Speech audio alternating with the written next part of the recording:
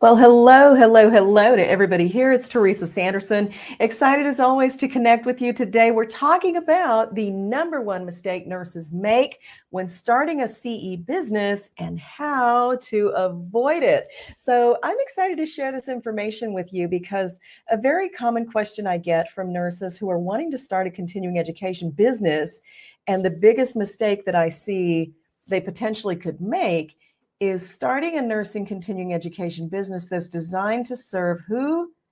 Every nurse. Okay. So why is that a thing? Because I think we all know, and I talk frequently about how every nurse, just about every nurse in the United States, does need nursing continuing education credit for purposes of licensure renewal, right? But here's the thing. There are already some really big players involved in providing that service of mass quantities of nursing continuing education available for every nurse to meet their licensure requirements for what? A very discounted price. Okay.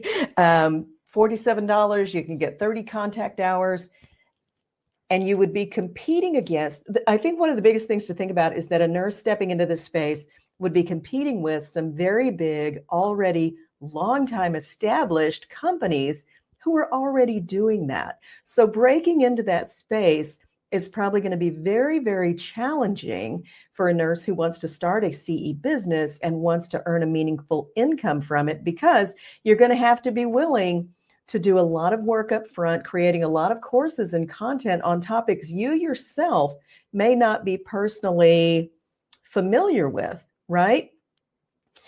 Why is that important? Well, you've heard me talk about how nurses can turn what they already know into income. If we're attempting to teach and develop courses on let's say, for me, for instance, I've never worked in ICU a day in my career. It's not for me, right? So if I have this mindset that this is the kind of content that I'm going to create is a bunch of courses to be available at a discounted price for nurses everywhere across the US, then I'm either going to have to spend a lot of arduous time developing those courses myself. Plus, where is the value if I have not worked in that space myself and don't have real world stories and information to share? It doesn't have to be this difficult. Okay. It doesn't have to be this difficult. And that's really why I want to talk about this, because nurses who start out with this vision of providing nursing continuing education as a means to earn passive income and serve all nurses, any nurses everywhere, are stepping into something that would be very, very difficult to market. And you would have the expectation that you would develop and have available loads and loads of content at a very discounted price, right? Here's what I recommend you do instead. Let's just totally leave that behind. And I want you to imagine this, because I talk to nurses all the time who say, well, that's really what I want to do. But when I ask them to tell me a little bit about their work experience, what kind of work have you done? Where have you spent your time and your career? Usually what comes out is, I've worked, here's an example, client of mine. And I really love this gal, but she is an oncology nurse, worked oncology for at least 2 decades, very, very seasoned nurse in that space, knows a lot about the field, has just a wealth of knowledge in oncology and how to promote patient outcomes, optimal outcomes, and all of that, right? So when she started her continuing education business, the goal was, I want to prepare continuing education courses that will help a new oncology nurse succeed in their first year. Do you see what I mean? That's very different than saying, I want to teach every nurse everything. It's saying, I have this skill that I have honed in nursing, and this is how I want to use continuing education, is to meet the needs of this audience. Now, you might be thinking, well, Teresa, if I do that, then the audience is going to be so much smaller, right? Because I'm not going to have millions. There's 4 million nurses in the US. How many of them are really oncology nurses or aspiring to step into oncology?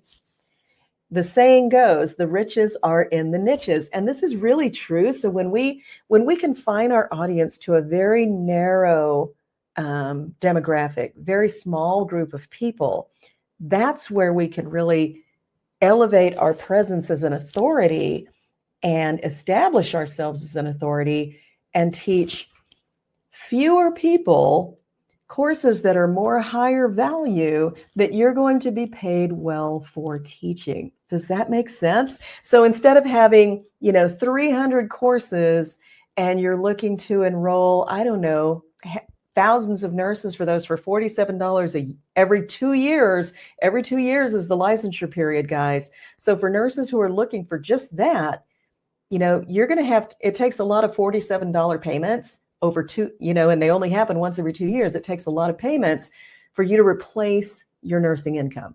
Do you see what I'm saying? You're not really going to be paid what you're worth in that scenario. So instead, I encourage nurses to look at what's already in your skill set. What do you already love doing? What are you already very familiar with that you could teach really without, needing a script or anything? You've probably been doing it for ages already. So this is where you can earn what you're worth and you can turn what you already know into income. I was talking to someone the other day who is a hospice consultant, right? And so has years of experience in hospice and really would like to be able to train hospice liaisons who are nurses with continuing education so that they can fully understand hospice admission criteria, the eligibility guidelines, all of that kind of thing. And how do we get that documented, in the chart to really be able to have more of an impact with hospice organizations? That's a beautiful skill set, don't you think? That affects reimbursement. It's going to affect, patient care and outcomes. It's going to give the admission nurses a better understanding of what is, why all of this matters. Why do we have to document it a certain way? Do you see what I mean? This is what I call meaningful and very high quality nursing continuing education. It stands apart from the courses that you can buy, 30 courses for $47, because it is very specific to the needs of nurses who are practicing in the United States today. Does that make sense? And for those of you who are seasoned nurses like me, the old mature word is creeping in here, but for those of you who are seasoned nurses like me, it gives us a chance to really hand down in the form of nursing continuing education the best practices that we've developed, the knowledge that we've amassed between our ears over our years in the profession. This is our legacy work. This is truly the legacy work of seasoned nurses who are getting to the point of, wanting to retire. Now's the time. Let's package your knowledge and your expertise and let's hand it down. Why do we want to do that? We want to do that so that the future generation of nurses can have an easier go, right? They can have an easier go and they can have a better start. Think about it. I don't care what field you work in, whether it's ER, ICU, home care, hospice, med surg. Maybe you're at a physician's office working cardiology or orthopedics, right? Every nurse knows and has amassed information about the specialty that they're working in. And nursing continuing education gives you the opportunity to bring that forward in the form of nursing continuing education courses that are going to do a few things, probably improve nursing retention. We're going to improve patient outcomes. We're going to give nurses a lot of confidence in their practice, right? Just because they're learning from experience. And at the same time, guess what's going to happen? You're going to be paid what you're worth. Your courses are going to be highly valuable. And instead of selling it for $47, you might sell it for $497. Might be a couple of $1,000s, depending on what it is, okay? And here's what I know.